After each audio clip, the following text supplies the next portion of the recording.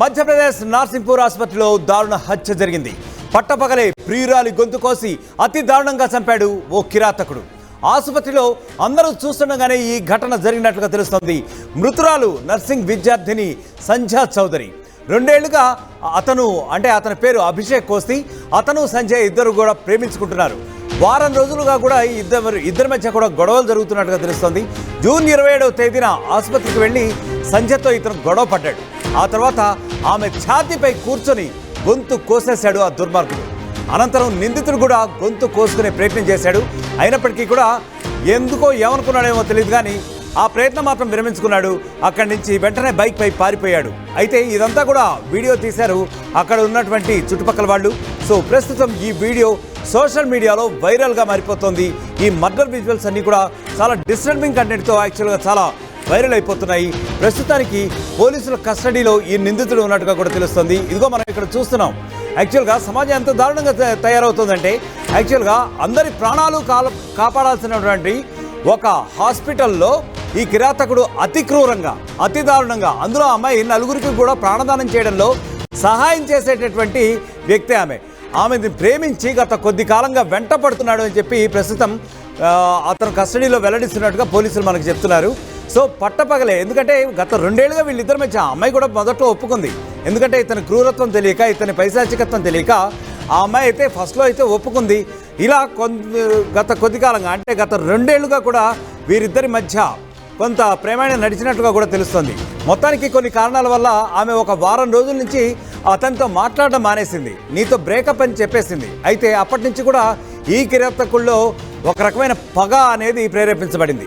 So ఆమెను ఎట్లయినా అంతమొందించాలనుకున్నాడు, లేకపోతే ఆమెతో ఎట్లయినా ఏదో ఒకటి క్లారిఫై చేద్దాం అనుకుని వచ్చాడు. కానీ ఈ జూన్ 27వ తేదీన అతను హాస్పిటల్లోకి చొరబడి ఆమెతో కొంతసేపు వాగ్వాదం చేశాడు. ఎందుకు మాట్లాడలేదు, ఎందుకు బ్రేకప్ చేసుకున్నావు ఏంటి అని. ఆఖరికి కొంత పీక్ స్టేజ్కి వెళ్ళిన తర్వాత ఇద్దరి మధ్య కూడా డిస్కషన్. ఆ అమ్మాయి వద్దంటే వద్దంది. నా వల్ల కాదు, నేను నీతో రిలేషన్ మెయింటైన్ చేయలేనని చెప్పి ఖరాఖండిగా తెగదింపులు చేసేసుకుందామని చెప్పేసింది అందరి ముందర కూడా. ఈ సన్నివేశం అంతా కూడా హాస్పిటల్లో అక్కడ పేషెంట్లు ఉన్నారు, డాక్టర్లు ఉన్నారు, చాలామంది జనం మధ్యలోనే జరిగినట్టుగా మనకి తెలుస్తోంది.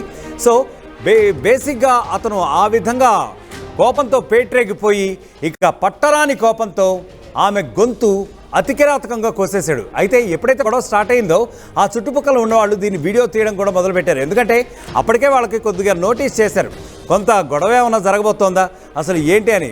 మొత్తానికి ఒకళ్ళిద్దరు దాన్ని వీడియో చేసే ప్రయత్నం చేశారు. సో ప్రస్తుతం ఈ వీడియో అయితే పూర్తిగా వైరల్ అవుతున్నటువంటి పరిస్థితి. యాక్చువల్లీ అదో ఇక్కడ విజువల్స్ కూడా మనం చూస్తున్నాము.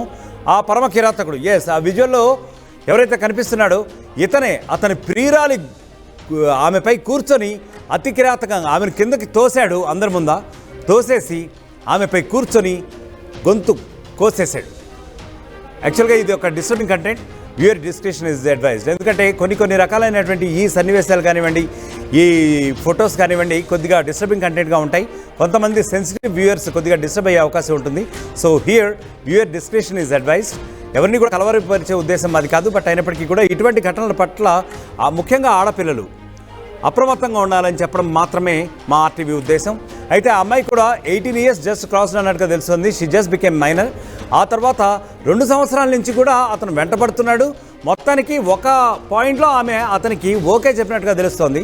సరే, అట్లా కొంతకాలం సాగింది. మరి అతనిలో ఏ రకమైనటువంటి ఫీచర్ గమనించిందో ఏమో ముఖ్యంగా మనకి ఇంకా తెలియాల్సి ఉంది. బట్ వారం రోజుల క్రితం అయితే ఆమె నో అని చెప్పేసింది. అతనితో మాట్లాడడం కూడా మానేసింది. అతను ఆమెతో ఎన్నోసార్లు మాట్లాడడానికి కూడా ప్రయత్నించడం తెలుస్తుంది. అయినప్పటికీ కూడా అతన్ని పక్కన పెట్టేసింది. సో ఆమె ఎక్కడ చేస్తుందో బేసిక్గా అతనికి తెలుసు. సో ఆమె గురించి కంప్లీట్గా 2 ఏళ్ల సంగత్యం కాబట్టి 2 ఏళ్ల నుంచి కూడా అసలు ఆమె ఈచ్ అండ్ ఎవ్రీ యాక్టివిటీ కూడా అతను మానిటర్ చేశాడు. సో ఖచ్చితంగా ఈ టైంలో హాస్పిటల్లో ఉంటుంది, డ్యూటీ టైమింగ్స్ కాబట్టి అని చెప్పి ఆమెతో వాగ్వాదానికి ఒడిగట్టాడు. ఫస్ట్ ఆఫ్ ఆల్ వెళ్ళి హాస్పిటల్లోకి చొచ్చుకొని పోయి ఆమెతో వాగ్వాదానికి ఒడిగట్టాడు. ఆ తర్వాత అందరి ముందరే పెద్దగా అరుస్తూ చాలాసేపు వాగ్వాదం చేసినట్టుగా తెలుస్తుంది. ఆ తర్వాత పట్టరాని కోపంతో కత్తి తీసుకుని ఆమెని కింద పడేసి, అసలు నిజంగా చాలా దారుణం ఇది. యాక్చువల్లీ ఆమెను కింద పడేసి, she is an employee there and moreover she has been cooperating to serve the people. అది కూడా లేకుండా ఆమెను కింద పడేసి ఆమె గొంతు అతి కిరాతకంగా కోసి చంపేసిన ఆ విజువల్స్, డిస్టర్బింగ్ విజువల్స్ కూడా మనం చూస్తూనే ఉన్నాము. కనిపిస్తున్నటువంటి ఆ విజువల్స్లో కనిపిస్తున్న అమ్మాయి నర్సుగా పనిచేస్తూ ఉంది. మృతురాలు నర్సింగ్ విద్యార్థిని సంధ్యా చౌదరి. ఈ అమ్మాయి పేరు సంధ్యా చౌదరి అన్నట్టుగా తెలుస్తుంది. అయితే 2 ఏళ్లుగా కూడా ఇద్దరి మధ్య ప్రేమించుకుంటున్నారు, ప్రేమాయణం జరుగుతూ ఉంది. అతని పేరు మాత్రం అభిషేక్ కోస్తి అని పోలీసులు ఇప్పుడు వెల్లడిస్తున్నారు. వారం రోజులుగా ఇద్దరి మధ్య కూడా ఒక రకంగా పీక్స్లో అదే పనిగా ఫోన్ కాల్స్, తర్వాత ఎన్నిసార్లు ఆమె ఎత్తకపోయినప్పటికీ కూడా ఇతను అదే పనిగా ఫోన్ చేయడం, ఆమెను విసిగించడం, ఆమెను వేధించడం, ఇట్లా ఒక పర్వం కొనసాగుతూ ఉంది ఒక వారం రోజుల నుంచి.